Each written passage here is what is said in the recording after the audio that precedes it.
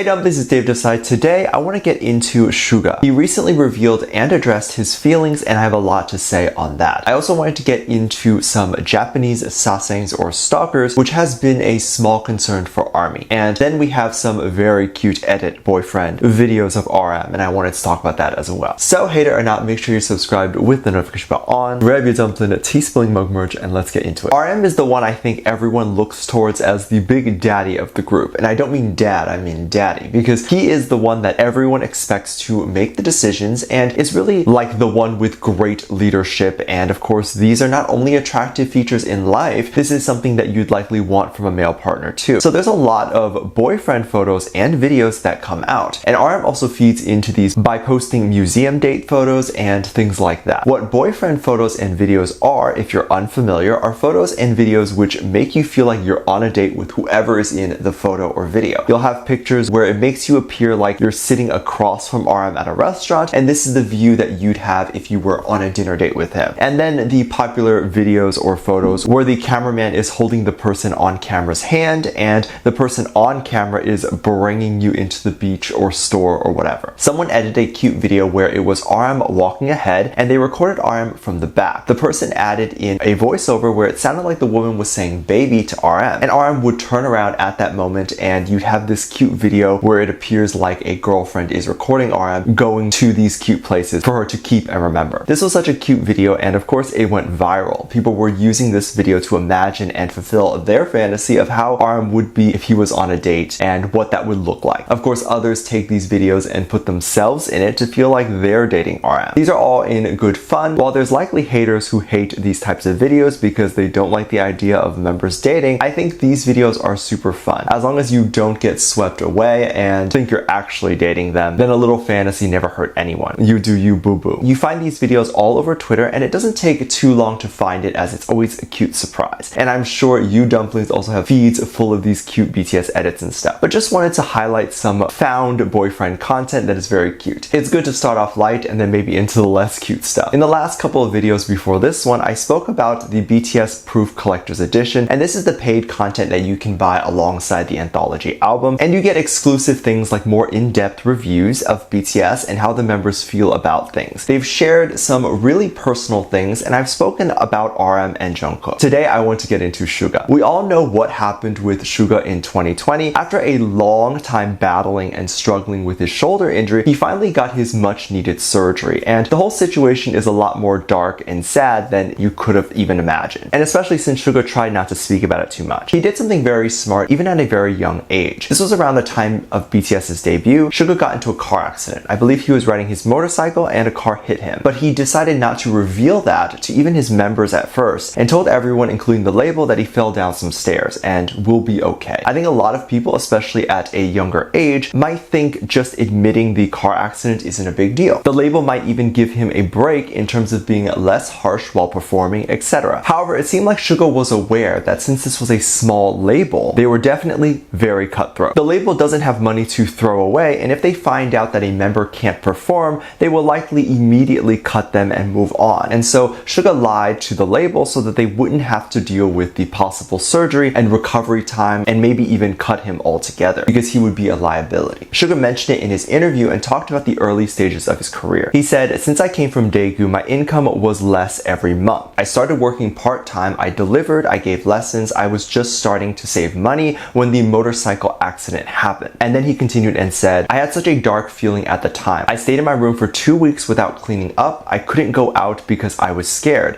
I kept thinking, what will happen to my life? I couldn't even go to college now. I had an accident and hurt my shoulder. I was sad and confused." This is extremely dark and sad to hear. I couldn't believe that he was this scared to go outside during this period. And what was even worse was his feeling of not being able to tell anyone about it. And of course, even if he wanted to have surgery, he likely wouldn't be able to get it since he didn't have the money. Suga had mentioned before having depression. This definitely could not have helped that and probably added to it as well. It's one of those moments where I think the severity of the situation hurts more than the actual pain of the injury. Several things are racing through your mind, like, am I okay? Will I be able to afford even the regular hospital visit? Can I tell anyone? Can I still dance and pretend nothing's wrong? Am I going to lose the career I've been training so hard for? I can only imagine how emotional he was over this, and maybe even how emotional emotional he was when he finally got the surgery. And maybe that it was a big relief to him. I wish magazines and TV would ask such questions. These would be very good answers to have more publicly rather than just in paid album thing. But speaking of the anthology, I have reacted to some of the newer songs on the album on my Patreon, so if you want to join me and fangirl over those songs with me, I will link my Patreon below. People were also worried about Suga going to Japan. Of course, the majority of Japanese armies are very well behaved and amazing people, but there's always a few bad apples here and there that make everyone look bad. Japan is known for having some creeps, but the majority of Japanese people are some of the nicest and respectful people ever. I hate that Japan gets this stereotype of weird older men and people with weird fetishes. It's not representative of the whole nation. But there was allegedly a small rumor going around that a sasaeng was trying to steal a used straw from Suga. Now, I have no idea where this rumor came from, and I tried to Google Suga's used straw for sale and I couldn't find this. Sometimes some armies will just read something their friend made up to be funny or whatever, and they sometimes just believe it. A lot of K-pop fans will just read a random tweet that is very clearly outrageous and just believe it without proof. But the idea that Suga or BTS members' personal stuff gets sold is not hard to believe. But before we talk about all that, I need to give backstory. Suga went to Japan to attend the NBA thing for the last couple of days. There's been so much content of Suga at the NBA and meeting Steph Curry and all these other players. And it's been beautiful because Suga loves the NBA, so this is a big moment for him, especially since all the players knew him and greeted him. Of course, even when he had arrived at the airport to Japan, people were concerned about stalkers because he was immediately greeted by several reporters and fans recording him. Every time this happens, the internet screams stalker, and it's not necessarily true. However, a situation where a Japanese fan might have been selling Suga's straw would be more concerning than you think. It's not just fan culture where you just buy used celebrity things, but even how they would have obtained this straw. There's a lot of footage of Suga at the game and he wasn't really seen drinking much. So the straw can be assumed was maybe something that was in his hotel room or back locker room or something. This would definitely be a concern on how these fans managed to even get this stuff. Given how strict BTS's security is, I would imagine if Suga threw something away, it would then be taken away by the staff and they would dispose of it like in the back kitchen or something. So even if it was just a rumor, it's definitely a concerning one to think that someone managed to get that close to Suga. But what do you think? Do you think this is a concern or a problem? What do you think of Suga's injury story? And did you already kind of know all that? Or was it sort of news to you how he felt during that period? And how do you feel about RM's edited boyfriend videos? Let me know what you think. Make sure you check out my Patreon for more videos, link down below. Thanks for this lovely comment right here.